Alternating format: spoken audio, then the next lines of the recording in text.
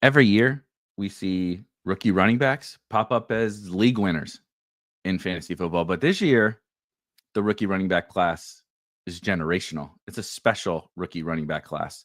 And particularly on DraftKings.com, there's a group of running backs that stand out above the rest as potential keys to the season for our best ball teams because of the way that the DraftKings rooms shake out, the quarterback thirst, how powerful the superstar wide receivers are. These rookie running backs are probably just the difference in best ball this year. And we're going to talk about them, and we're going to draft a couple teams, hopefully snag some of these rookies in the DraftKings Milly Maker. Let's do it.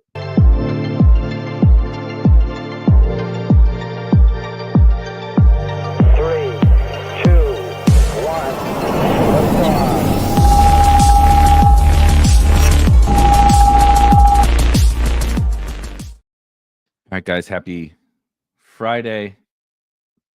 It's a beautiful, wonderful weekend in best ball land. We're here to talk about the newly coined. Now, this rookie running back class is awesome all around. If you like some later guys, I like lots of later guys. We'll talk about some of them too. I'm a Taj Brooks slappy. Maybe you like Rashard Smith, or you love Kaleb Johnston on the Steelers, or Quinshon Judkins, Dylan Sampson. There's a lot of talent. Cam Scadaboo, right? There's a ton of options amongst this rookie running back class. And Ashton Genty, we haven't even mentioned. That dude's good. He's pretty good, but he's a first-round pick. There's three running backs in particular that, to me, and especially on DraftKings, but really for all of 2025 fantasy football, stand out far above the rest. They're the perfect combination of elite prospect with a great landing spot, great draft capital, PPR ability / role / upside to blow fantasy out of the water at a reasonable price. I'm excluding. Let's talk about who we're excluding first. Ashton Genty, first rounder. Got it. The super duper late guys that, are they the backup? Are they going to make the team? That's the Rashard Smiths, the Taj Brookses, the Jarquez Hunters. And I like those guys. I'm not saying not to draft those guys. That is for sure. But I think, as Matt says, getting this rookie class right feels like the skeleton key to the season. Bruce says the same thing, taking rookies in every draft. And of course, GM to Chris and Mike. There's three guys. Quinshon Judkins is on the Cleveland Browns. He could be great. I have no real qualms about Judkins. I was not as big of a fan as seemingly the Cleveland Browns were about him as a player, as a prospect. They also did draft Dylan Sampson. The Cleveland Browns also would have to be, stratospheres better than the expectation this year. So let's move him off the list. Kaleb Johnston. I'm a fan. I'm a fan of the football player. I'm a fan of the fact that Arthur Smith is probably going to like Kaleb Johnston.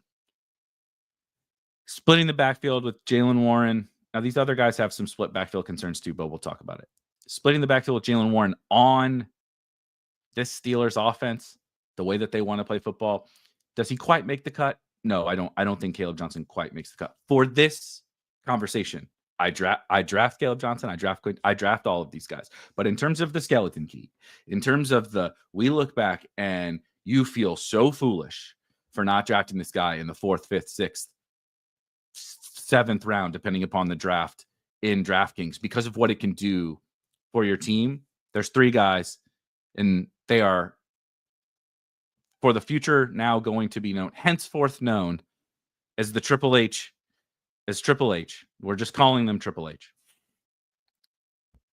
Omarion Hampton, TreVeyon Henderson, RJ Harvey, the three H's, Triple H. The Triple H running back class is this absolute skeleton key to this season. Let me share my screen a little bit here.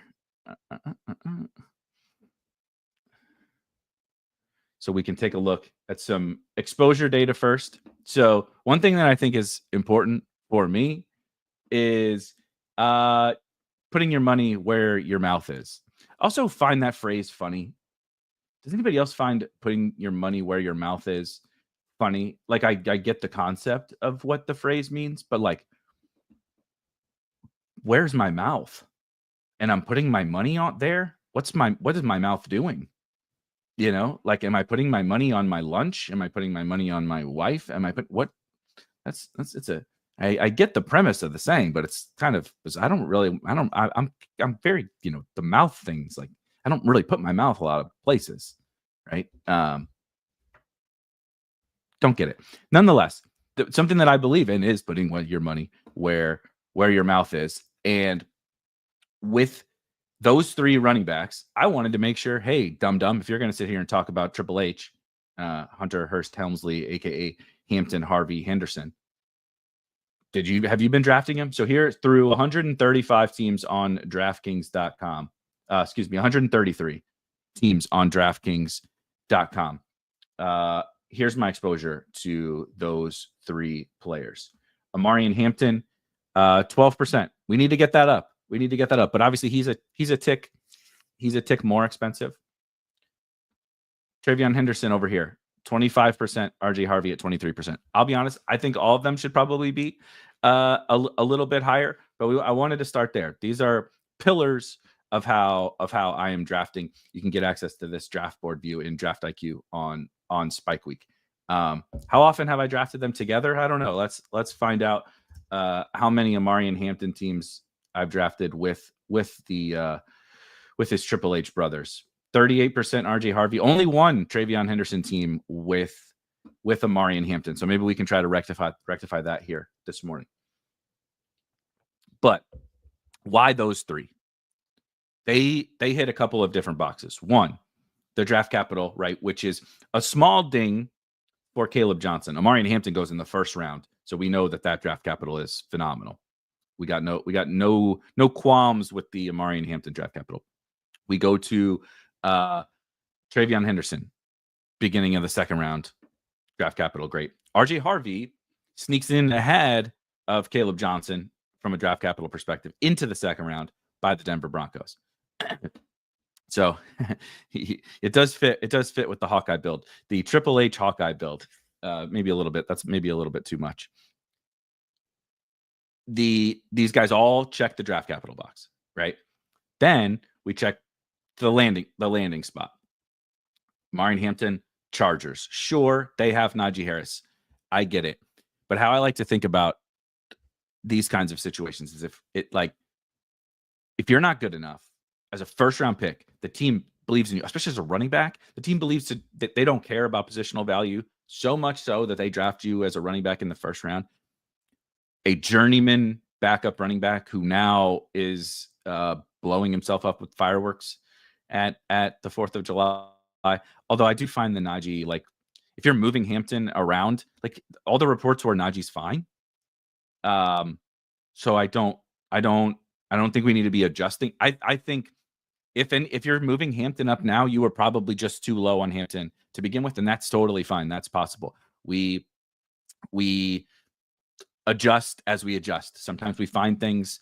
I find things every week that I need to adjust. And if you're too low on Hampton and you needed a wake up call from a Najee fireworks incident, then I think that's totally reasonable. But you were probably just too low on Hampton before, as Max says. The Chargers think Najee is fine. It is hilarious that all the puns and the jokes around explosive runs and such are great. His vision going to improve? He didn't have good vision anyway. Lots of good Najee bits. If you can't usurp Najee Harris, it didn't matter. Like, Najee is not a true hindrance to me, to anyone like breaking out. If you're not good enough, which I think we saw, Jalen Warren is a competent player in his role. That role can hold back his teammate from being awesome. And I think Jalen Warren could take on a little bit more of a role in a certain offense, and he might do it this year with a rookie next to him instead of Najee. But I don't think that these kinds of players are the guys that are going to prohibit Omarion Hampton from doing anything, from reaching any form of ceiling, right? Devon Achane did it next to Raheem Mostert and Jeff Wilson, and then Jalen Wright. Bucky Irving did it next to Rachaad White and Sean Tucker. This is what these guys do. If you're a good football player, if you're a good running back, on a great team, which is the original point. He lands on the Chargers. Looks to be a great offensive line. We know what Harbaugh and Greg Roman want to do on offense. Justin Herbert at quarterback, Ladd McConkey, additional upgrades to the receivers. They still have QJ, who we're still hoping for another leap from QJ. They draft Trey Harris, and I think a perfect fit for what the Chargers want to do. We'll see what Trey Harris becomes in the NFL, but at least the skill set I think is a pretty perfect fit. So everything is there for Omarion Hampton. Absolutely everything is there. It's the perfect situation. The draft capital is perfect. He has the full workhorse skill set, right? Caught passes, never came off the field in college. He can pass protect. He can do it all. So Hampton, to me, is the only thing holding him back is this. People are scared of this little Najee guy on one shoulder. But then they're also like rookie first round pick on the other shoulder. And I think the rookie first round pick and the situation is so powerful that we're getting a really nice discount on this player in Hampton. The other two, I think Harvey technically, is one spot ahead here by ADP of Henderson. So we'll do Harvey first. Harvey, I think people are struggling with because he was a little bit of a shocker in the second round. RJ Harvey was drafted into the second round. What the hell just happened? I think that's what people are concerned about, rightfully so. I get it. I was shocked also that RJ Harvey went in the second round. But when you start to dig in a little bit, you see a lot of metrics: the explosive runs, the ability to catch passes, the dominator rating, the athleticism, and the ability. The thing that always stands out to me from a running back prospect perspective, which RJ Harvey has in spades, to be able to overcome bad situations and still be an effective, efficient, big play, productive runner. And I don't know if anybody watched UCF football last year. Not great. It was not great. And frankly, Hampton had some of that with North Carolina. North Carolina was not. Now, Hampton had been previously playing with Sam Howell and Drake Maye. So he, that's where the Michael Carters and Javantes and then on into Hamptons had a nice situation previously. Transfer that into a disastrous UNC offense last year, which is what led to everybody getting fired and Bill Belichick becoming the head coach of the North Carolina Tar Heels. Hampton overcame this bad situation. RJ Harvey overcame an absolutely disastrous situation. They played 4 different quarterbacks last year, I believe, at UCF. They were not a competent college offense. The only thing that they could do was hand the ball or throw the ball to RJ Harvey and pray to God that he did stuff. And boy, did he do stuff. That thing always stands out. I know we can go dig into every metric and missed tackles and elusive rating and dominator rating and what did he run in the 40 and breakout age and all that kind of stuff, and it matters. But one of the things that matters above all else to me is, do you have that full skill set? Can you take on the full burden of an offense? Meaning, can you play on passing downs? So what do you have to do to play on passing downs? You have to pass protect. All of these guys have at least shades of being able to do that. And then could you carry the full burden, of an offense as a dominant college player, right? This is some concern some people may have about some other backs, but these 3 have it, and Harvey absolutely has it and lands on the Broncos. Eerily similar, like a discount, a lesser version. I don't want to say dollar store version, but a slightly less version of the Los Angeles Chargers. Good coach that we trust.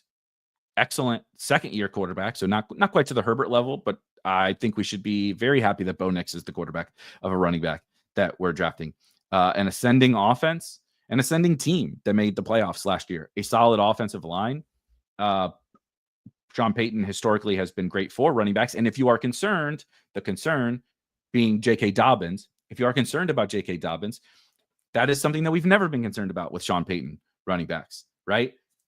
Obviously, Kamara is the guy that everybody focuses on as a comp. RJ Harvey is not Alvin Kamara. Alvin Kamara is a unicorn type of player. He's a very bizarre skill set that we've really never seen before. No one is that. There is no Kamara role on this team. There is, because you cannot replicate what Alvin Kamara was. But RJ Harvey fits kind of that explosive weapon type player get him the ball in space, throw it to him, also run the ball with him. And then J.K. Dobbins does fit the trustworthy veteran, grind it out in between the tackles, and fail safe if R.J. Harvey is not everything that they're hoping that he could be. But J.K. Dobbins is not blocking him from being an absolute breakout smash. He is, again, lands on the Broncos with this second-round draft capital, with the skill set that we want in a system that can support multiple backs on a team with arguably the best defense in the NFL and one of the better offensive lines in the NFL. A playoff team, we treat a lot of teams as, oh, they're going to play from ahead. They have a great defense, so they're going to run the ball. The Broncos are that.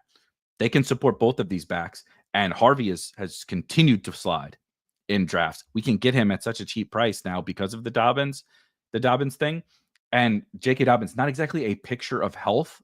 Over all of a sudden, J.K. Dobbins is not an injury concern for the first time in his entire career. Last year, we couldn't even draft him. I wasn't really on J.K. Dobbins, the idiot that I was last year. Now his health is totally fine, and we don't care about that. He's gonna block R.J. Harvey. I think there's nothing blocking R.J. Harvey. He can do it alongside J.K. Dobbins. He could take most of the backfield from J.K. Dobbins. J.K. Dobbins could miss time. I have no concerns. The situation is incredible, and he checks every box. The third guy, of course, TreVeyon Henderson, Triple H, the three H's, Hampton, Harvey, Henderson, the law firm of Triple H. This was my RB2 in the class. So full transparency. Ashton Genty was, of course, the RB1 in the class. And the RB2 for me was TreVeyon Henderson, not Omarion Hampton, not Kaleb Johnston, not Quinshon Judkins. It was TreVeyon Henderson. You may look and see, oh, well, he certainly didn't carry the burden of a bad offense in college. He played for Ohio State. He, at the end of his career, didn't necessarily carry a full burden of a backfield on his shoulders because the team brought in Quinshon Judkins. However, if we take a look-see here at TreVeyon Henderson's, we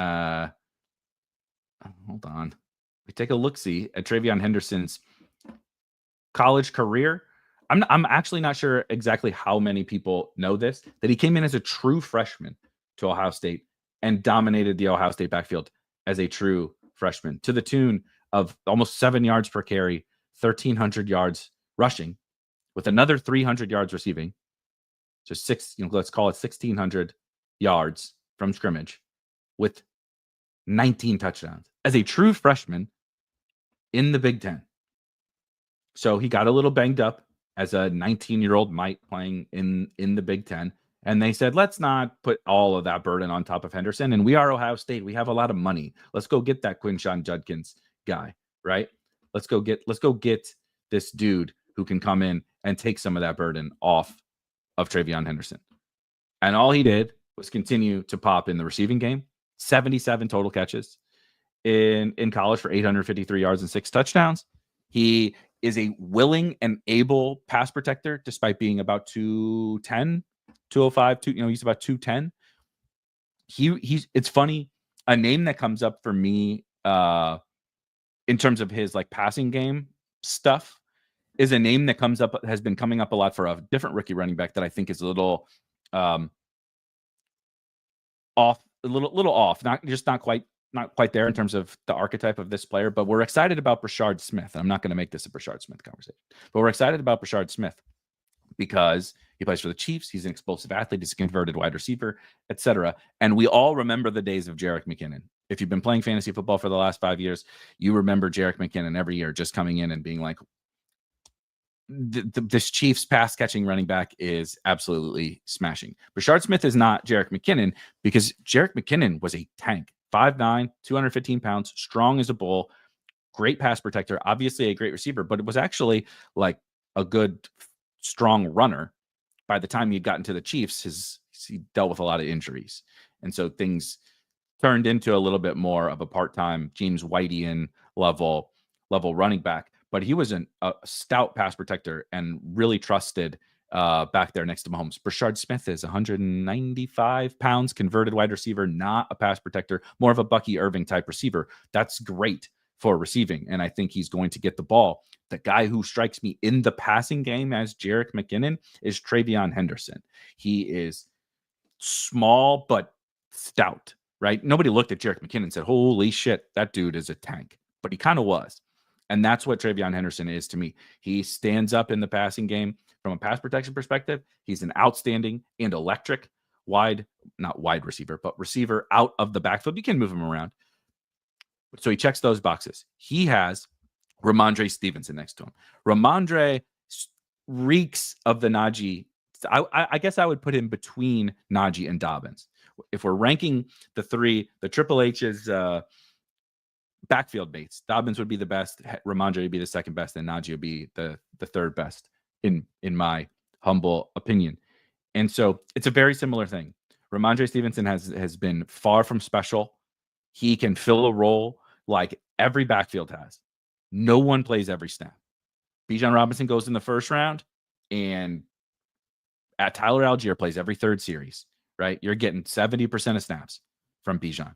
Jahmyr Gibbs splits the work with David Montgomery. I actually suspect this year that Christian McCaffrey is going to split some of the work. Saquon Barkley gives away 25% of the snaps to last year Kenny Gainwell and this year Will Shipley.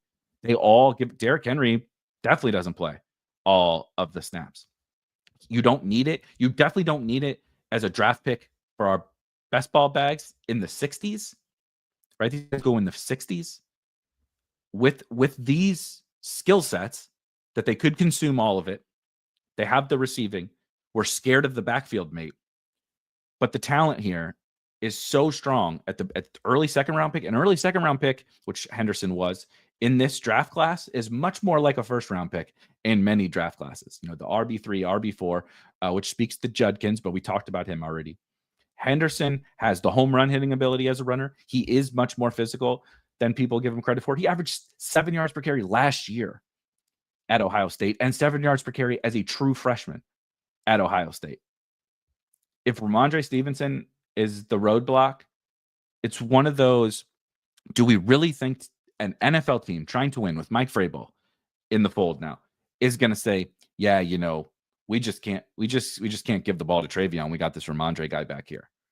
The teams are going to give the ball to their best players. I believe TreVeyon Henderson is slam dunk the best player in the backfield, and we're holding his ADP back from where we could be looking at next season, and we're like, this kid is a young superstar. He's attached to Drake Maye. The Patriots upgraded the offensive line. They have coaches who actually, you know, can walk and chew gum at the same time.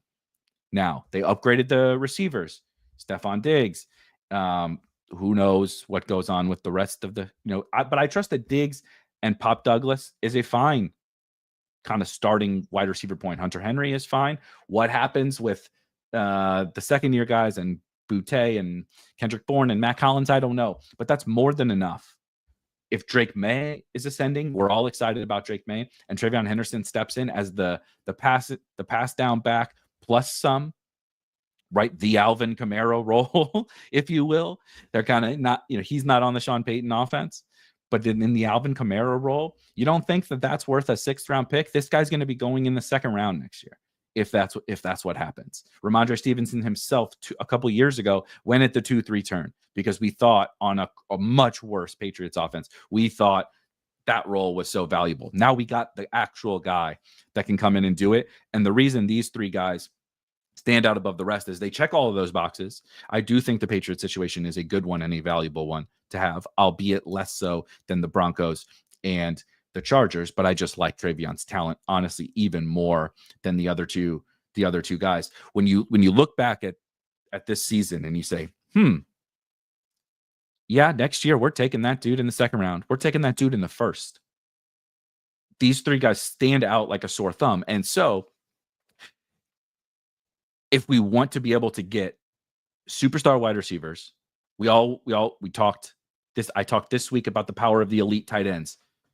Bowers, McBride, Kittle are priorities to me. And the elite wide receivers are priorities to me.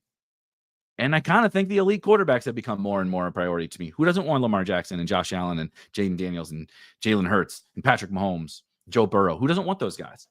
I do. Don't you? How do you get them but still get the upside at the running back position that we want and need to win best ball tournaments? It's these 3 guys. These three guys are like outside of the late round guys, the Will Shipleys, etc. As the summer has gone on, I've just realized this is the flag. This is it. This is the best ball gods giving us the opportunity to take and run with these three rookie running backs with absolutely insane ceilings, a floor that's very real because of their talent situation and draft capital. And we get to have our cake and eat it too. We get the elite wide receivers. We get the elite quarterback. You can have two elite, straight up in a draft on DraftKings.com. You can have two elite wide receivers, superstars, two top 10 wide receivers on the planet, an elite quarterback and an elite tight end. How we mix and match those guys, whatever, right? Whether it's Lamar Jackson and George Kittle or Brock Bowers and Tyreek Hill or whatever. However we mix and match those guys, you can get an elite quarterback, an elite tight end, two of the best wide receivers on the planet, and two or even maybe sometimes three, all three of these guys on the same team on DraftKings. That isn't always necessarily true. Definitely not true on Drafters. Isn't always necessarily true on Underdog, but on DraftKings, you can get for sure on most sites. You can get two of these guys with four. Hampton is the tricky one, and I think he'll be trickier to get now. But you could get Harvey and Henderson easily together on those teams. That's slam dunk my favorite way to build. A good question from Chris. When you're drafting Triple H, are they typically your first or second running back? I prefer it as trying to get two of these guys. If I can have all three, awesome. I prefer trying to get two of these guys as my RB1 and my RB2 because of what it allows me to get in the first, so let's call it in the first 6 rounds. What I would love to get is 2 or 3 of these guys and be loaded kind of somewhere else. It's not always going to be all of quarterback, tight end, and wide receiver, but it is going to be like some combination of. I want to be dominant somewhere. And then these guys are my, how did the 0 RB bro, score running back points? I have Josh Jacobs, right? I have Derrick Henry. It's like I'm using these guys as my counter to those early running backs because now I'm going to have Brian Thomas and I'm going to have Puka Nacua and CeeDee Lamb and Justin Jefferson and Devontae Adams and Terry McLaurin and Mike Evans and right Jackson Smith and Jake. But I'm going to have all those guys plus the elite tight ends plus the elite quarterbacks.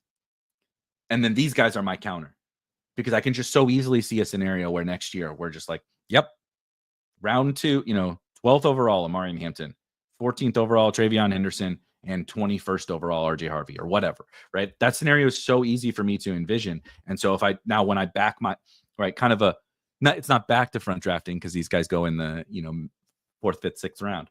But when I think mid to front drafting, I think about how would that impact what I want to do with my team. And I really, really think it's what gives me, it's like a get out of jail free card at the running back position. And I don't think we've had it. We haven't had this in a while. Like Breece Hall was 2 years ago was the best comp to this. Maybe Breece Hall's almost included here, though not a rookie and he is an H. Maybe Breece is the manager, right? So like in wrestling when the wrestler would come out, right? And they all used to have like a manager, Paul Bear and Ted DiBiase became a manager and all that kind of stuff. But Breece is the manager. He's taking these guys to the ring. He's a little older. He's a little more expensive, and so he can't be included in the Triple H. But he walks Triple H to the ring. Breece Hall does. But Breece was like the same thing, slam dunk, but 2nd round pick. People were concerned about Dalvin Cook. Remember this? People were straight up concerned about Dalvin Cook with Breece. Granted, Breece as a rookie was about to go pop like crazy. This was kind of 2nd year, Breece Hall. But people were concerned about this total nobody at running back. That's what Najee is. That's not really what Dobbins is, and probably not what Ramondre is, but sort of. And when you're Breece Hall, it doesn't matter. And he went nuts. And we drafted him in the 1st round the next year. Like the Breece Hall path here is the cleanest I've seen since Breece Hall. And so I am going to take advantage. I'm going to take advantage of that. And we're going to try to take advantage of that right now in a DraftKings Milly Maker draft. I have done 43 DK Milly Makers. And so we'll get to 44, maybe Probably only 44 today, but maybe 45. We'll see what happens. Looks like we need I need 9 of you sickos. Perfect time now that I rambled for a half hour. That was not expected. You guys know me quite well, but I'm very passionate about these three running backs. So good morning, Versaire. This is Jesus, that filled fast. When we were talking about the domination of touches, in terms of everybody gets so scared. I think this is one of the biggest flaws. I have it too. We all have it from a best ball perspective, is that we worry so much about, they brought in this other running back, he's going to steal work. And it's like, technically, yep. Technically, that is true. Someone else is going to steal work, but that happens in every backfield. Every single backfield has the same issue. Someone else is going to get work. How much is definitely a factor, but even then we see if the offense is good, which is why that was part of the criteria we walked through, right? Are these offenses good enough? That's why the Browns and the Steelers didn't make it. It's because I don't want it to have to be volume based, right? Because we understand, as Wydad says, they just don't really do that anymore. The last guy that got they put everything on his shoulders was Christian McCaffrey, and his calf/Achilles issue was so bad he had to miss basically an entire season, and they didn't even know what the fuck was going on. They just send him over to Germany to get his calf looked at, right? So teams just don't really do that anymore. What you want is someone to become Bijan or something like that. That really he does take command of the backfield, but it's 75, 80%, right? Saquon, Bijan, etc. What CMC probably will be this year. But you don't want to have to count on that either. That's what you would love to have, the Gibbs path, where he's still going to split. Even if he splits, right? Even if TreVeyon Henderson's almost full, it's 55 to TreVeyon, 45 to Ramondre, which is kind of the Gibbs Demont general split over the course of the years. Even if that happens, you want to have the outs because the offense is good and the player is good to still being a home run pick.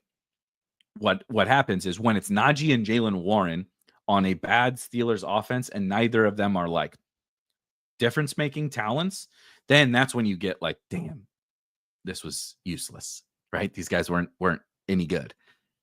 You would like to have the outs to if they do get all the volume, great, but you would also have the outs to I don't need it. And that's the thing that these three guys all check. Ramondre had some fumbling issues. Matt says they all seem like they have playoff smash potential. Dobbins injury prone with Henderson and Hampton's ability to outplay their dust mate running back partner. I agree. When Harvey was going in the 40s and 50s, I was fading him. Now that the price is in the 60s, I can get some Harvey. Yeah, I wasn't fading him then, but I'm really not fading him now. That is for sure. Matt prefers them to be RB2. I have no problem. I'm a little more bullish on their immediate. Let's do a little seedy team here. Follow my guidelines. Sorry, my mouse is so touchy. That Ohio State backfield was elite. Cody says, I agree.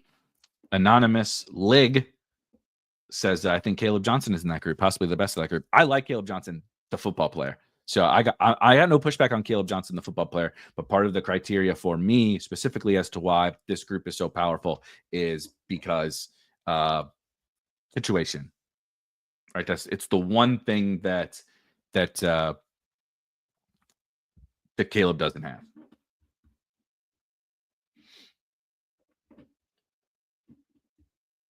Let's see here.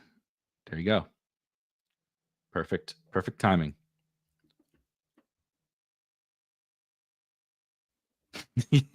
This is true. This is definitely tongue in cheek, but also I believe in it. This is the psychotic nature of how my brain works, how a zero running back-ish brain works, how someone who believes in the rookie part of things and the superstar. This is how our brain works.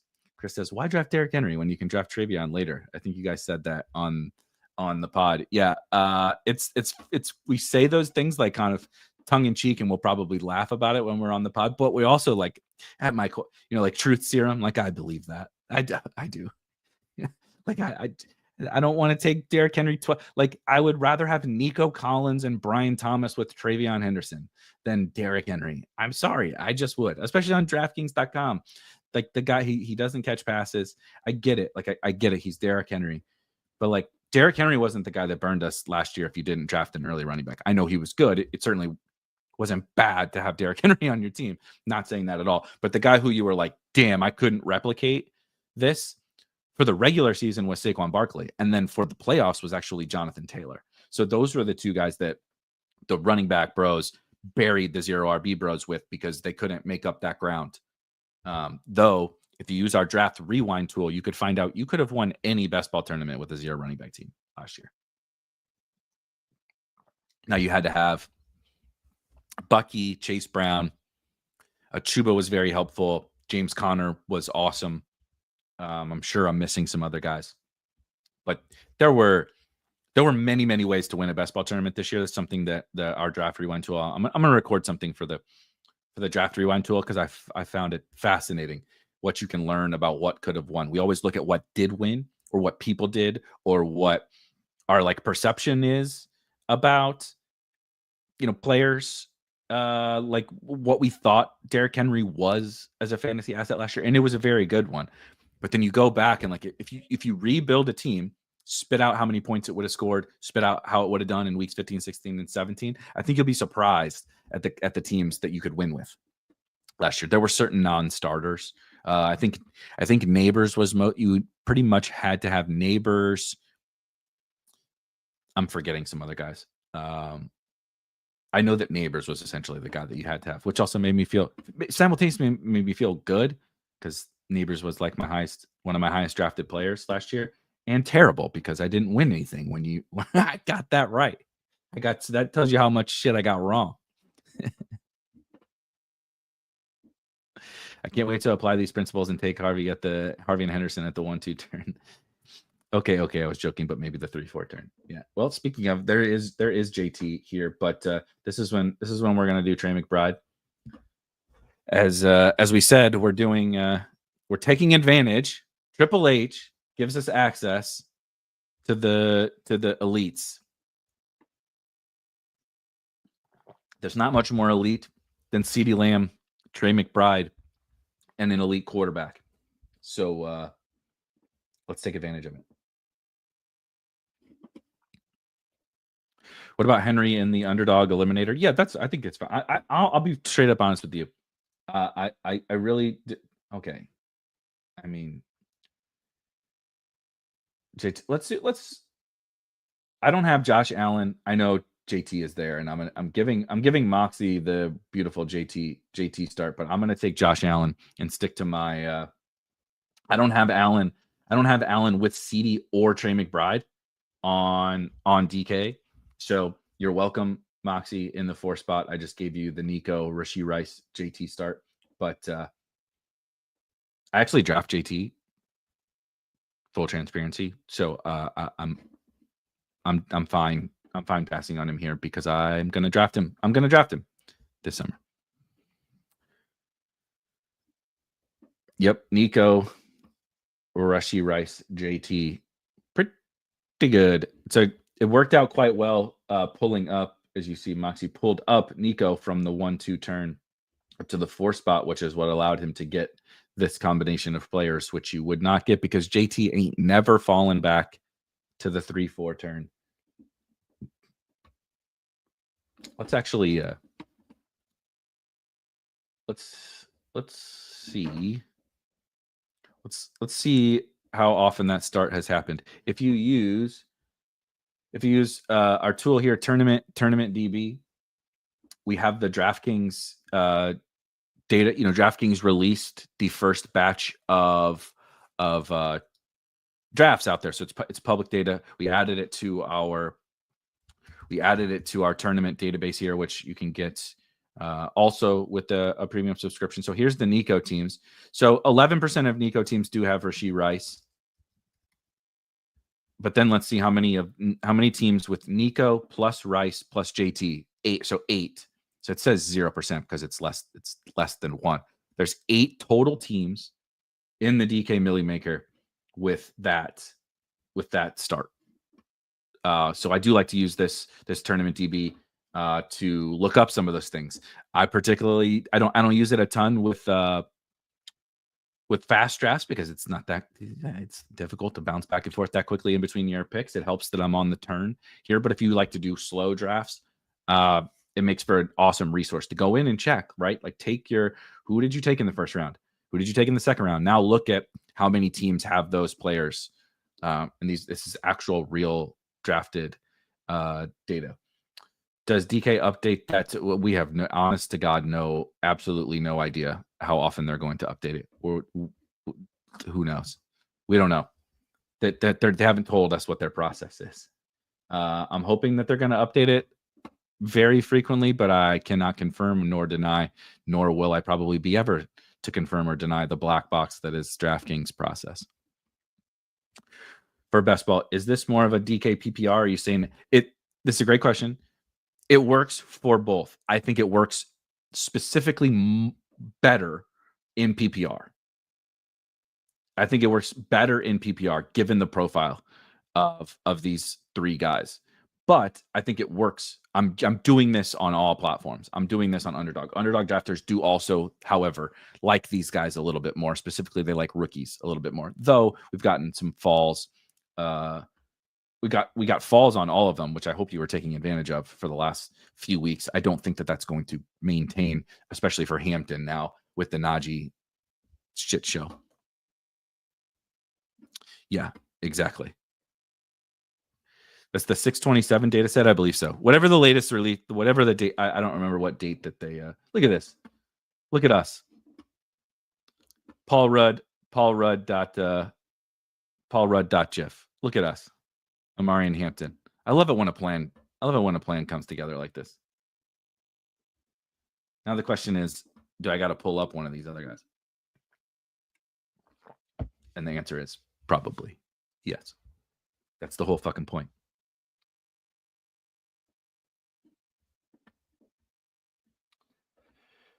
Let's see what we got exposure-wise. 25% Henderson, 23% Harvey, only 6% Henderson.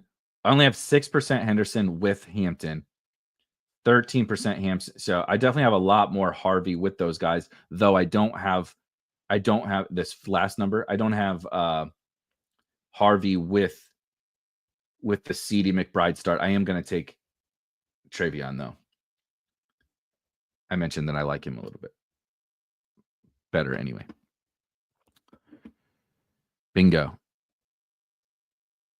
Let's see. Somebody else asked something. Ross, why tight end so early? There's so much value at tight end in later rounds. I'll never understand taking tight ends earlier than rather than rehash. There's an episode on the channel talking about literally that when I walked through kind of the value of the elite tight ends, and I believe I was only using underdog scoring there, and in PPR, and especially on DraftKings. So DraftKings is not only just PPR, but also has yardage bonuses, meaning 100 receiving yards or 100 rushing yards or 300 passing yards. You get an extra 3 points. So you get a full point per reception plus an extra 3 point for bonuses. And so these elite tight ends actually are the one position that can separate the most out of any. The quarterbacks can do it somewhat, but the elite tight ends, specifically Bowers, Kittle, McBride, they did it last year, and the situation is set up even better for probably all of them heading into this season. So there can be good values later, and the elite guys can still be super, super impactful because the late value that you're talking about is like they outperform their price and they're useful for sure. But the value of them is not like going nuclear like for a whole season. The value of them is like not, I'm only going to take 2 tight ends now on this team because I'm just going to get slam dunk points and big weeks out of Trey McBride or George Kittle or Brock Bowers. It's kind of a possibly counterintuitive thing. There can be a bunch of value later, and these early elite guys can also be values, if that makes sense, because of what they provide relative to the position scoring, especially in this format on DraftKings. Little worried about your wide receivers, says Bolick. Najee's fine. It's superficial, which basically boils down to some irritation and redness to the eye. Yeah, I think Najee is fine. Didn't they like straight up said it was so fun. I never can understand the market that we play in, the fantasy football market. And I'm not a stock market genius. I'm not in any market genius, though. I shouldn't say I don't understand, because that's not true. I understand it quite well. I understand exactly what people are doing. I don't think people are being logical. I think it's I understand the fact that it's an illogical market is how I should phrase it. Like, the report came out. Yes. See, we're not doing that. The report was essentially, there was an incident. He's fine. That was the Najee report. And that's what I read, at least, was there was this incident, but he's fine. He's good to go. And all I saw was, got to bump Hampton up. Like, do we not read the same things? Like, people rushing to go draft Hampton now. I'm like, I feel like I'm taking crazy pills sometimes, but I just know that that's what happens. It's Sam says it. Najee's fine. Peak offseason. Like, we don't get news in the offseason, like at this time of the year, right? It's the dead period. Training camp's starting next week, or the rookies are reporting next week, in a week. So we're a week and a half away from things really starting to kick off. So we ain't got shit to talk about. There's no news happening. So when something happens, we rush to panic about it. Move this guy up, move this guy down, get my exposure to this guy. This is what I'm really hoping for. All right, we are back on the clock. This is the spot that I hate so much. Oh, sure, DeAndre Swift. Now we got to start digging out of this wide receiver hole a little bit here. And it ain't going to be with Jakobi Meyers. I will tell you that right now. I do know who I want it to be. That guy popping in orange on your screen, and build a little Patriots stack here would be fun. Let's see if what is that username? Las Chalupas. That's an excellent username.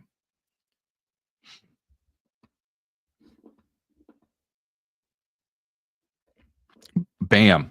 If you want any better evidence as to this is what we should do, Felix, shout out Felix, of course. I'm taking Stephon Diggs here and gonna build out a little Patriots stack here.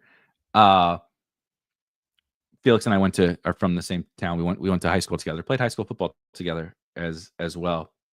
Shout out to Mascuda. Won the DraftKings Milly Maker a couple years ago. Cool, $1 million. This tournament we're drafting in right now, he won it.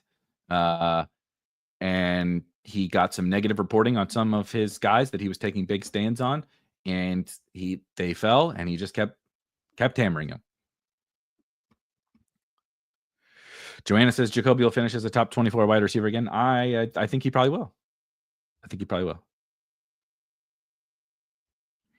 Take Kupp. Yeah. I don't like Cooper Kupp. I don't like Jakobi Meyers.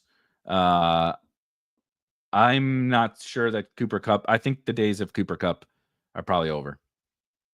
In terms of, I would rather take Jakobi Meyers than Cooper Kupp. Couldn't you get the same PPR value from Kelce or Ingram in the later rounds? No. MHJ going to eat targets this year, and they run a lot. Yeah, I would ask you to go look at the data about Kelce or Ingram as it compares to Trey McBride, George Kittle, and Brock Bowers. And Marvin Harrison Jr. was there last year for Trey McBride. They actually have not changed a single thing about their offense in Arizona. They're just running it back. So I'm extremely confident in what Trey McBride's role is going to be. Marvin Harrison can gain more targets, and they don't have to come from Trey McBride. They can come from someone else. Since you love elite tight end, how does your exposure look for their quarterbacks? That's a great question. So let's go. This is just DraftKings, of course. Kyler Murray, I have 3%. Kyler Murray, 15% Brock Purdy. I prefer Purdy to Kyler. I'm very neutral on Kyler. Trey McBride is the reason why I love Trey McBride. The tight ends are the reason why I love them. However, Purdy is one of my favorite quarterbacks to draft, period. He will be one of my highest owned. So I have 15% Brock Purdy, 3% Kyler Murray. I don't know how much Geno I have. That's a really good question, actually. Let's see. 5%. I think that's a little light. I'd probably like to be I don't know about overweight Geno Smith, but I like Geno at cost. So 5% is probably a little light. I'm with you, Ross. Did you know you live about an hour away from the home of Popeye? Says OM Godlike. No, I did not. I no longer own DraftKings stock. I only enter the millionaire. What are your thoughts on Diggs this year? Just a bet on the Pats offense improving? Yeah, kind of a combination of both. Betting against our opponents who think Diggs is not that valuable, and of course he's coming off the injury. My expectation and everything that I have read is Diggs is fine and going to be fine. Obviously, an older player who tore his ACL is terrifying, but I feel very confident he's the wide receiver one for the Patriots. A fairly, like, this isn't a last year's Patriots wide receiver one, but I feel like the market is kind of treating it like that. It feels to me a little bit like we're hammering him more than we are hammering other guys, even though we're really excited about the Patriots. Diggs was good last year. I didn't draft Diggs last year. I was Nico, Tank Dell, not interested in Stephon Diggs. And that was looking very foolish because Stephon Diggs was quite good. Demanding a lot of targets, even though Nico Collins was there. Some while Nico Collins was not. But I thought Stephon Diggs looked, eye test looked good last year. From a data perspective, earned targets was, I don't remember his efficiency metrics off the top of my head, but if I do remember correctly, they were pretty solid, especially given the Texans passing offense issues.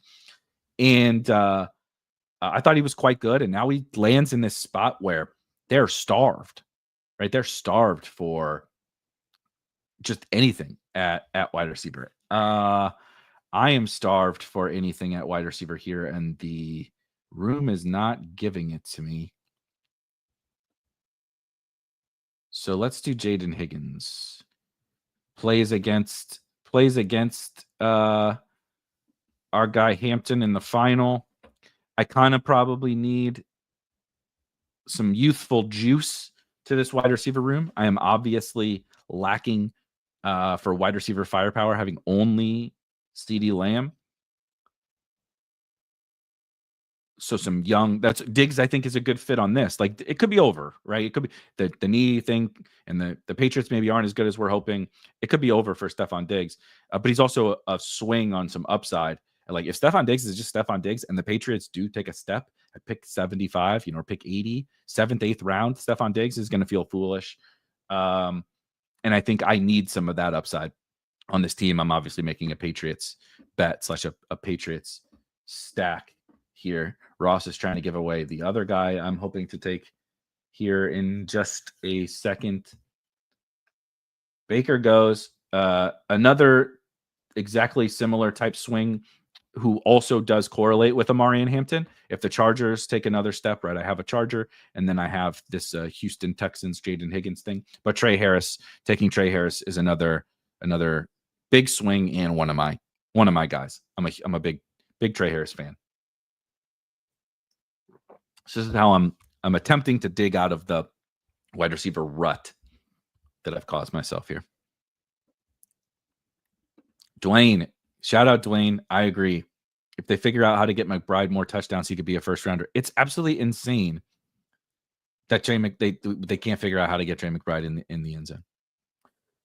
Hampton just went 32 in an underdog draft. I'm in, says Matt. Yep. Better get your money down now. Get to the store. Get to the store and get your Hampton before the prices go up. Massive Audio says on a different team, I believe a slow draft that we are in together. I took Burrow in the fourth round. I honest to God think it was my first Joe Burrow team, and sniped him on Joe Burrow. So he took Gesicki away from me, who and I very much like Gesicki. Yeah, Bullock says I forgot about that. He actually did demand a lot of targets underneath and intermediate. Yeah, I don't think that Stephon Diggs like taking the lid off the defense days are probably around anymore. But can he be like, before it was over for DeAndre Hopkins? Can he be that kind of a player? I don't see why not.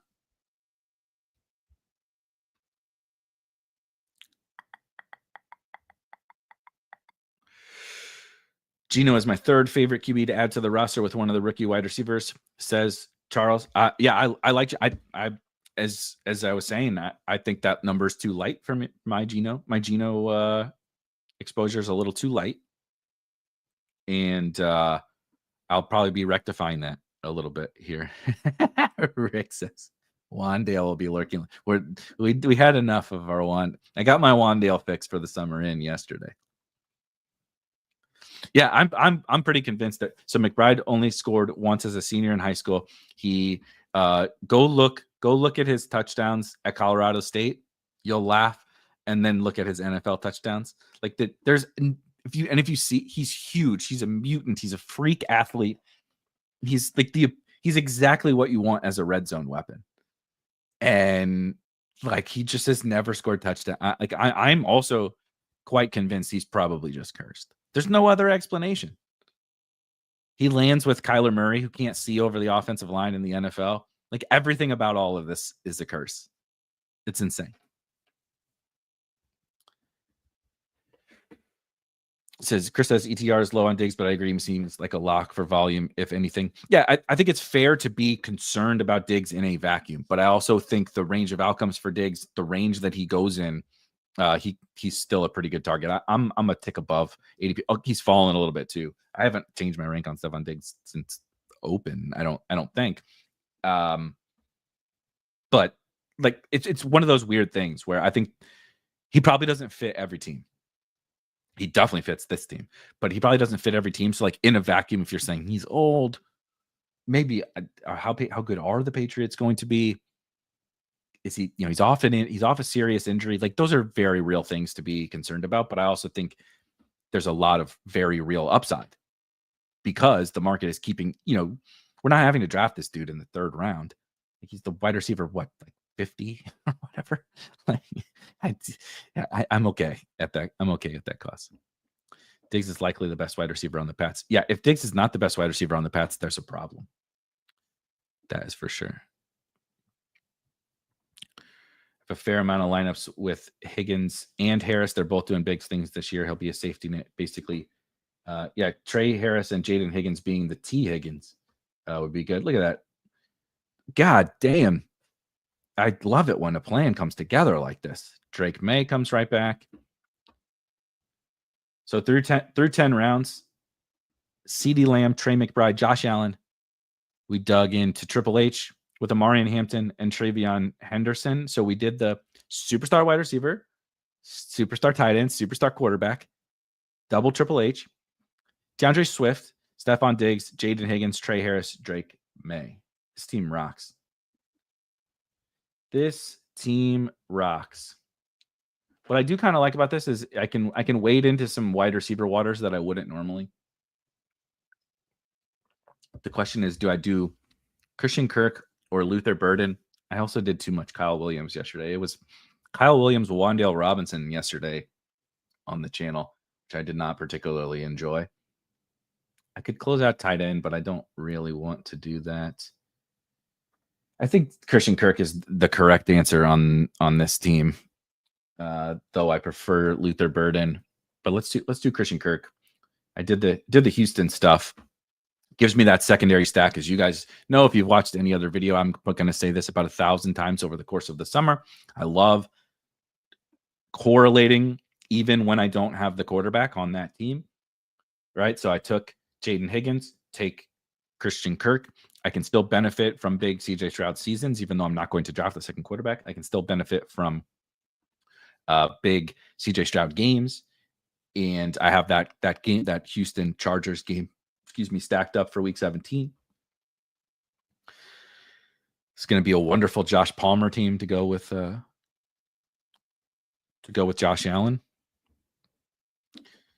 Call me crazy. I would take Thielen over both, says Ross. You're crazy.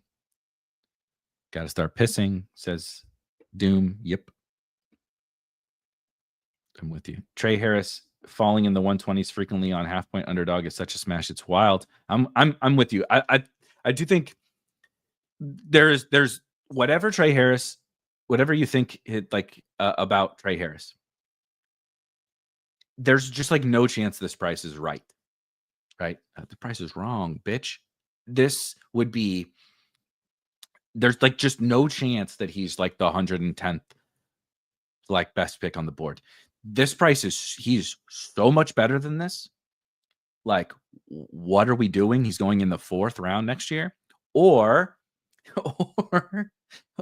LOL, the guy doesn't, like, the whole Ole Miss stuff was a gimmick. It was Lane Kiffin doing Lane Kiffin things like he did with Elijah Moore and Jonathan Mingo. And this dude was a fraud. All the metrics are vanity bullshit. There's no in between for this. I don't see it. You can't convince me that there's any in between. He's the most boom bust player I think I can remember. But good. Sign me up for that, because the boom part, I'm willing to sacrifice through the busts to get to the booms, because the booms win all the money. Yeah, exactly. Quote, Bolick says, we were hyping up the guy who couldn't beat out QJ. That's 100% what. Or like couldn't beat out Mike Williams. Right? Like 3 wide sets are Ladd, QJ, and Mike Williams. Or they get Oronde Gadsden onto the field instead of, like, that is the floor is hell. Not even your actual floor. It's deeper. It's bad. But the ceiling is like, oh, that Ole Miss stuff was real. The 5.15 yards per route run, like making Malik Neighbors look inefficient, was real. Holy shit. This guy's a stud. Like, that's the range for this guy. Elijah Rushy Rice Moore. Thielen is an absolute steal. Yeah, I'm not so convinced about that, but I think he's fine.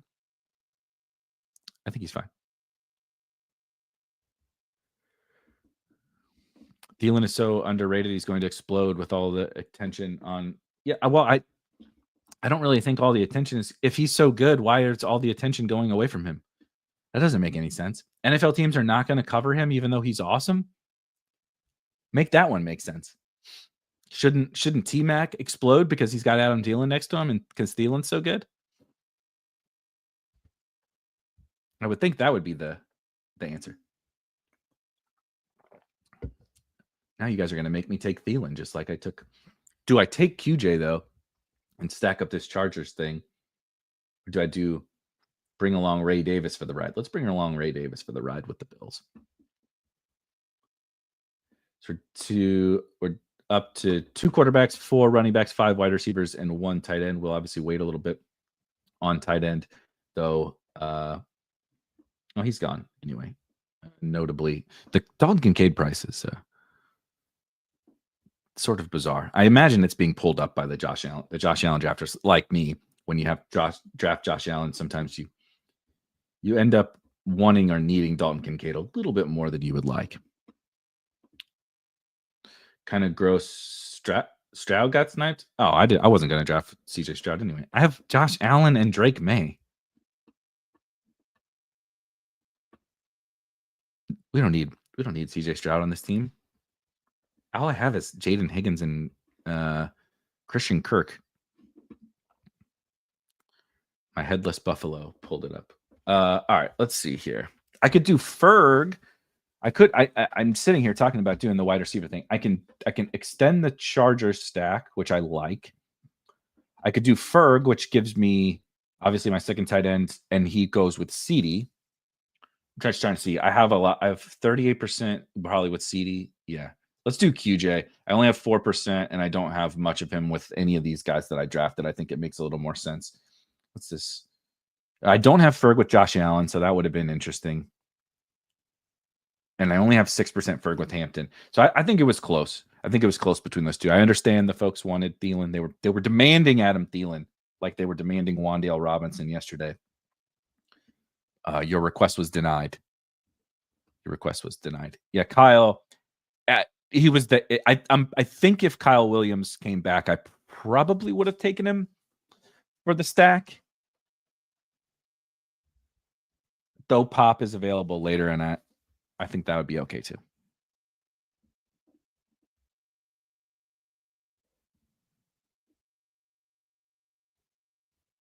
Yeah, I know. What has happened?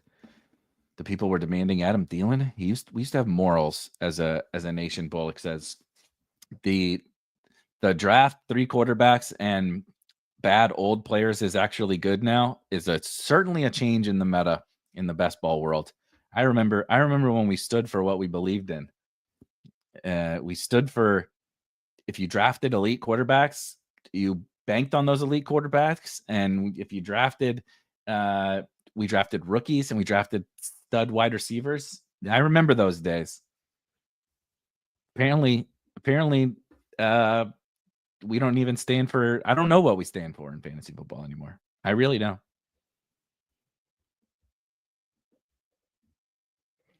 I didn't catch the full rant at the beginning. Bullock says, "Is Judkins in the cohort you like?" I put him in the next cohort.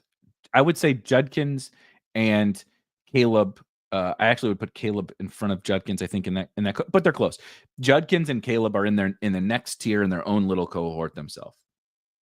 You have Genty, and then you have Triple H, and then you have Kaleb and Judkins. In my opinion, is how I would put it together, because they don't. To recap for anybody else who has joined, there's like a few boxes I think you need to check to be in this. A first, and most importantly, have H as the first letter of your last name. But obviously, your talent, and we can say that those guys have it. Your draft capital, which we can say that I think we can say that Judkins has it. I think it's debatable on whether Kaleb has it. And then situation being the third one. And the Steelers and the Browns are just two of the worst offensive environments you can be in 2025. Doesn't mean they can't exceed expectations. It just means heading into the year, the expectations our expectations were low for you, but holy shit. Meme. I don't think we should be expecting big things from either of those offenses. Again, doesn't mean those guys are bad picks. I draft both of them, but they're in a different tier than Triple H is for me. I can do Hunter. I think we'll do Hunter Henry, right?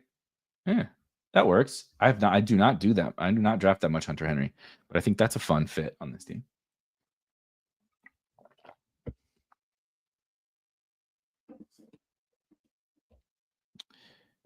Not doing CFB for Sheen. What do you mean? Got to get this win? What do you mean?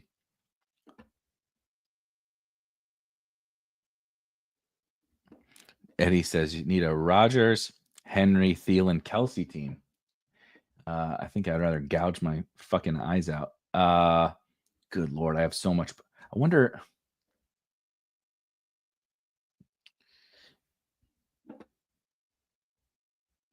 I'm going and getting Will Shipley. I would rather have Will Shipley than Josh Palmer. Take that. Put that in your pipe and smoke it. I know you guys aren't going to let me have him anyway. He wasn't going to come back. He would have had to fall 4 picks past ADP. UD best ball college football. Yeah. Yes, I am. What do you mean? Who are you talking about? I'm playing the college football tournament. That's like my favorite best ball tournament there is. Both the college basketball and college football best ball on Underdog. Those are like my 2 favorite tournaments that exist. Oh, right now. Yeah. Yeah, not right now. I'll do some. We'll do some college football. Probably not for a little bit.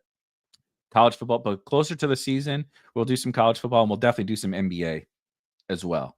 We do it all We do it all here. I'm still so tilted from summer league yesterday.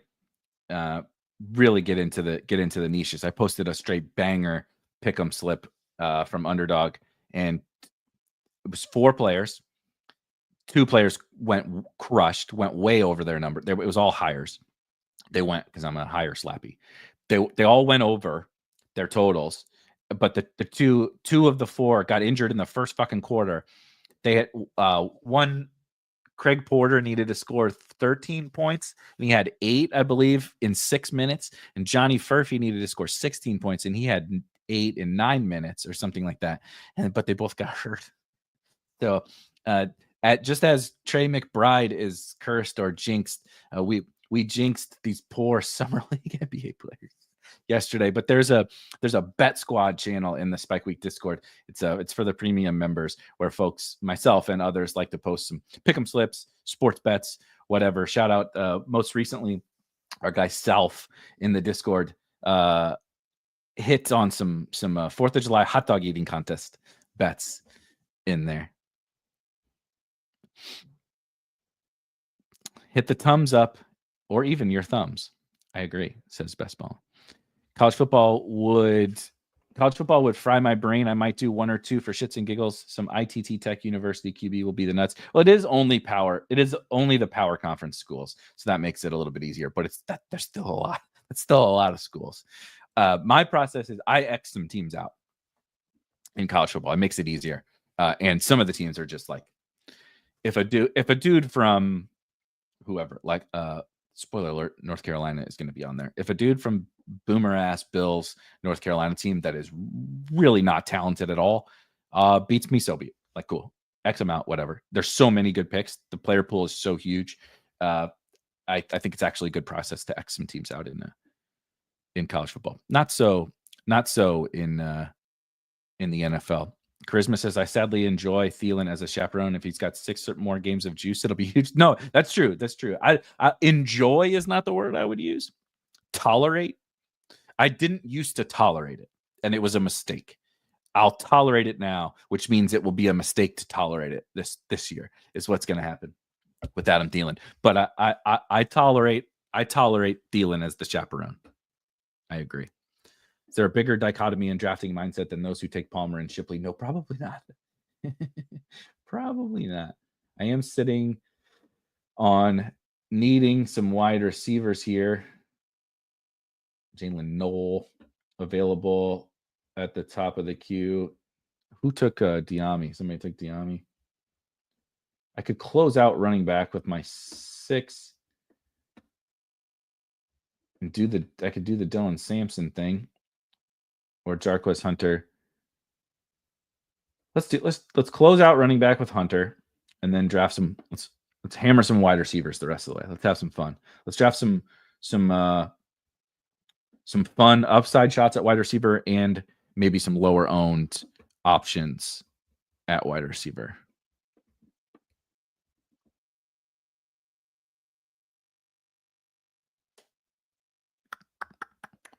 Thank you, Eddie.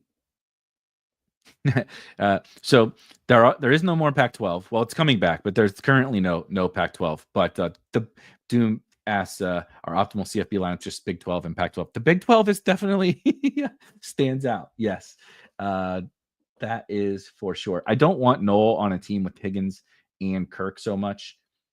So let's have some fun at wide receiver. And I gotta go get I gotta go get my guy Royals. He's priority number 1 for me late. I'm leaving. So I'll also give you, I'm not drafting Elijah Moore or these specifically Elijah Moore, but I'm not drafting these other Bills guys. So we'll just leave Josh Allen is fine.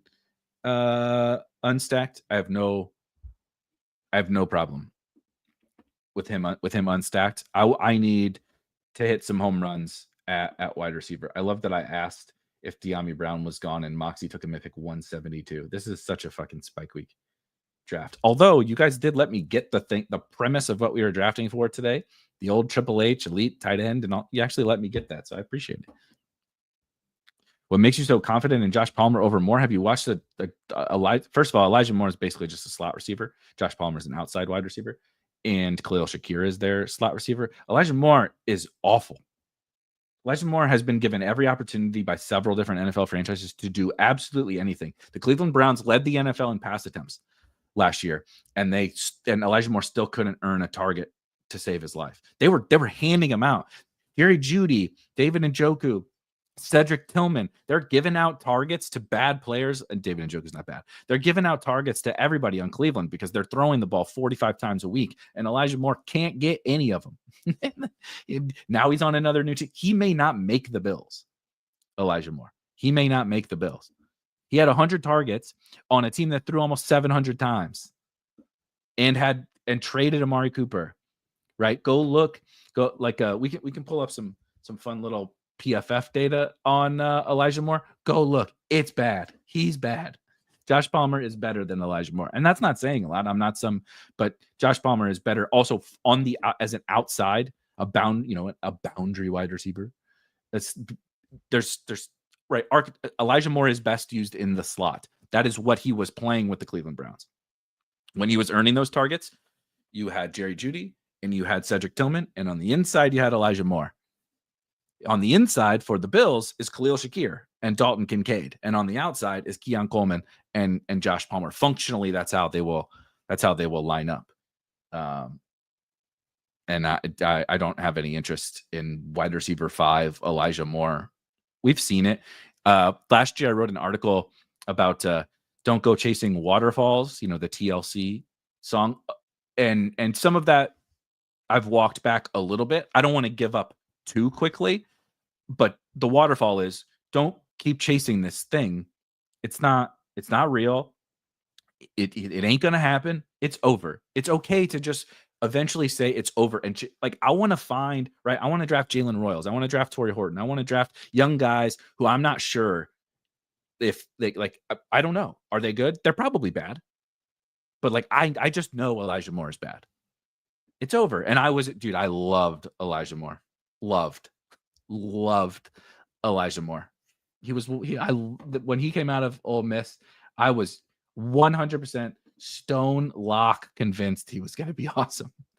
But let's see if you guys allowed me to go get my other guy on these teams. I love to go get Tory. I took Jalen Royals and I took Tory Horton here. I got 2 names. I got 2 names that you guys aren't gonna like, but we're gonna have some fun with some late round swings here. Now, this first one, well, you'll remember both these names from last year, but the first one, we talked about these in the lab the other day. I've talked about one of these guys. I think it was just in the Discord, but we talked about both these guys in the lab. This one I talked about a while back. Jordan Whittington, a completely unowned late round wide receiver who last year people started to get excited about. Let's look at TournamentDB and let's see. This rant sounds like it should be applied to De'Ami Brown too. No, not at all. But I don't want to talk about De'Ami right now. Let's look at how often Jordan Whittington was drafted. That's not what I wanted to do. We got to go to draft rate. Let's search for Jordan Whittington. Maybe not. Give a little refresh. Okay. 7%.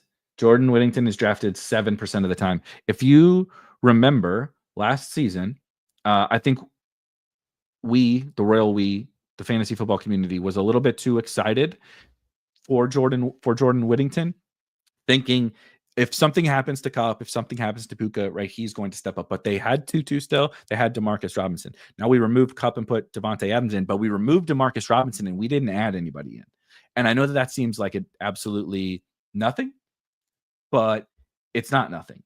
There's one fewer body getting in the way of Jordan Whittington being a thing. And one of those bodies is now Tutu Atwell, who is 160 pounds. And I kind of like Tutu and I draft some Tutu.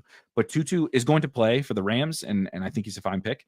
But Tutu is not stopping anybody from, if they emerge into something, because Tutu can't play every single snap because he can't block. And that matters for the Rams. You need to be able to play on every down, right? What Sean McVay likes to do is to not sub, stay in the same personnel groups and run all of his looks, all of his plays from the same personnel groups. And so that means if you're on the field at wide receiver, you need to be able to block because you need to be able to play on run plays. Tutu can't really do that. He does bring something to the table. He's a pretty dynamic pass catcher. He's quite efficient when he's out on the field. So he brings something to a passing game. He just can't play every single snap. So I think Whittington's going to play this year, and I think his contingent value is very, very real. Last year, I don't think it was so real, and he was a rookie, right? It takes a rookie 7th rounder, probably takes time. I don't really like him I didn't like him as a prospect. He was not a great player, but like on the Rams, I'm willing to draft I might draft Elijah Moore. If Jordan Whittington and Elijah Moore switched roles, I probably would draft Elijah Moore. But that's how much the Rams stuff, how condensed it gets, right? How valuable it is with their passing game. The fact that their quarterback doesn't run at all. So I think this is the year to draft Jordan Whittington. Not last year, but people have bailed. Last year he got drafted in every draft, and this year he's drafted 7% of the time. And I think he's a straight up better pick. This year, there are fewer roadblocks this year, and he's probably a year older. He is I hope he's a year older, unless he's fucking Benjamin Button. He's a year older, a year better, a year stronger, understands the playbook and the NFL game more, and he's probably just going to play without an injury, at least some. And then you get an injury, and he's like a full-time Rams wide receiver. 7%? That's crazy.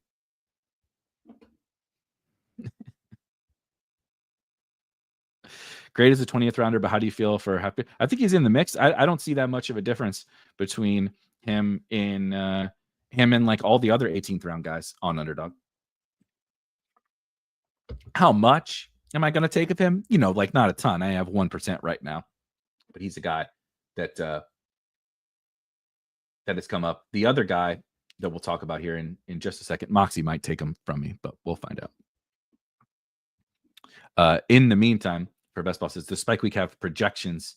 No, we do not do projections. Woody Marks goes, here's the other one. Another guy that the market has given up on. Also, interestingly, plays against Trey McBride in week 17. You see a little orange lighting up there. Jermaine Burton, another player. This came up, I believe, Vadim from the Spike Week Discord brought him up in the lab on Wednesday, and I thought it was an absolutely awesome take. Jermaine Burton, another guy who we were sort of wish casting last year, and we quickly realized that Andre Yoshivas was what ended up being, and we pretty much knew later in the summer that he was going to be the wide receiver 3. But we had hoped, and there's all this opportunity for rookie Jermaine Burton, really talented player, right? Played at Alabama and Georgia, and played as a true freshman at Georgia. He wasn't like awesome, but he played as a true freshman at Georgia. Big play, home run threat at both schools. But we learned through the draft process and through his college process and through last summer and his rookie season that he's kind of just an asshole. Jermaine Burton is, and he wore out his welcome despite his immense talent. 5-star recruit, big player, right? Going to Alabama and Georgia, you got to be pretty good. Still, despite all those issues, gets drafted in the 3rd round by the Cincinnati Bengals. I think this year is the year to draft Jermaine Burton, because while Yoshi is still around, as a Yoshi slappy last year, someone who drafted him a lot, saying he was bad is probably disrespectful to bad players. That was putrid. He can't really earn targets. And I know Jamar Chase and T. Higgins are there and Mike Gesicki, but he didn't earn any targets. When he did, he saved the perception of Andre Yoshivas is saved by the fact that he caught some touchdowns. He was so incredibly inefficient. He didn't earn volume. He didn't produce efficiently when he did earn volume. He ran a lot of routes and didn't get a lot of targets. He just happened to score a few touchdowns. So that's a very replaceable talent. That's a very, very replaceable talent. And if I can have a replaceable talent that gets drafted 100% of the time on the Bengals with this 3rd round pick, who we all were like, this is kind of exciting, big play threat. The early reports are very positive about him, that maybe he's maturing, maybe he finally learned last year, like, this isn't how you can do things. If he wants to stick around in the league, if he wants to play this year, he's got to take this shit serious. It seems to be very positive. If he does take this serious and he improves and he's not a dickhead in his sophomore season, I don't see why he can't become the wide receiver 3 on the Cincinnati Bengals. And he obviously has that. If someone gets hurt, not like T. Higgins has never missed any time before.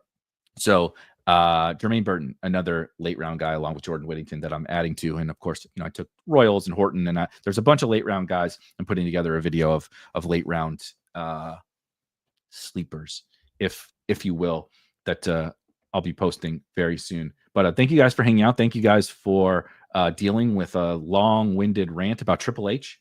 If you could hit, please, I see you guys watching. If you could hit like before you leave here, so we can spread the great word of the Triple H draft strategy to the masses. Omarion Hampton, the law firm of Hampton, Harvey and Henderson, the linchpin of 2025 drafts. I really think for all of best ball, but definitely on DraftKings, these guys are a massive advantage. Enjoy your weekend. I'm headed to the St. Louis Cardinals game tonight to go watch some mediocre baseball. Enjoy your Friday. Enjoy your Saturday. Be on the lookout for a video tomorrow, and be ready for a draft stream with Rob on Sunday morning at the same time, 10 a.m. Eastern. And then we'll see you guys. I will see you guys on Monday night. Have a great weekend. Cheers, guys. Peace.